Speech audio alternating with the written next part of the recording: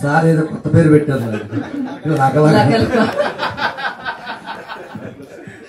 అందరికీ నమస్కారం అండి. ఇక్కడికి వచ్చిన మీడియా అందరికీ నమస్కారం. నేను హర్రర్ సినిమాలకి నాకు ఒక బిరుదు వేసాను ఆల్రెడీ, హర్రర్ స్టార్ అని. సో అలాగే కొంతమంది యాక్టర్స్ ఉన్నారు, మా సప్తగిరి కావచ్చు, నేను కావచ్చు, ఇలాగా ఉన్నారు, వీళ్ళ కిషోర్ గారు కావచ్చు, శ్రీనివాస రెడ్డి గారు కావచ్చు, ఇలాగా మా క్యారెక్టర్లో ఉండే యాక్టర్స్ అందరూ ఎక్కువ పేరు వచ్చింది యాక్టర్స్కి ఈ 10 yearsలో హర్రర్ మూవీస్. ముఖ్యంగా అనుపమయ్య, రూబిన్స్ అన్నయ్య, అనుప్ రూబిన్స్ అన్నయ్య మ్యూజిక్ డైరెక్టర్గా పెద్ద స్టార్ మ్యూజిక్ డైరెక్టర్ ఆయన తెలుగులో.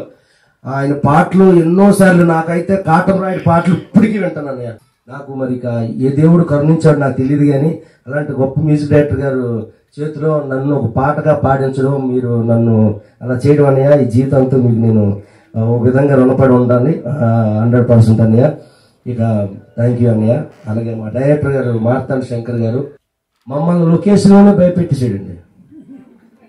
మేము లొకేషన్లో స్టిల్ భయపడ్డామండి. అంటే నేను హర్రర్ సినిమాలు చేస్తున్నప్పుడు మనకి కొంచెం ఉండదు, అంటే సినిమా కదా, ఒరిజినల్ దెయ్యాలు కాదు కదా అనుకుంటాం. కానీ లొకేషన్లోనే భయం వేసింది మాకైతే. మరి భయము అండ్ ఫన్ అన్నీ అయినాయి.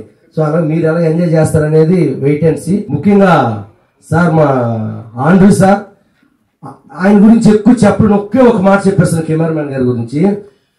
ఆయన ఒకరోజు షూటింగ్ రాలేదని నాకు ఏడుపు వచ్చిందండి.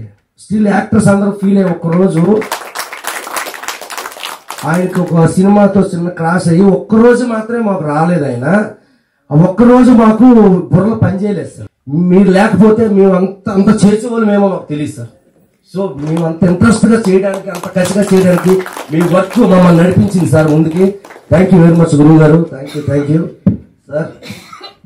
ఇక థ్యాంక్స్ అండి. రిలీజ్ 100% ఈ సినిమా మళ్ళీ నా ఖాతాలో హర్రర్ దాంట్లో రాజు గారు కదా, ఒక ఆనంద బ్రహ్మ, గీతాంజలి, ఓఎంజే ఫిక్స్ అయిపోయింది.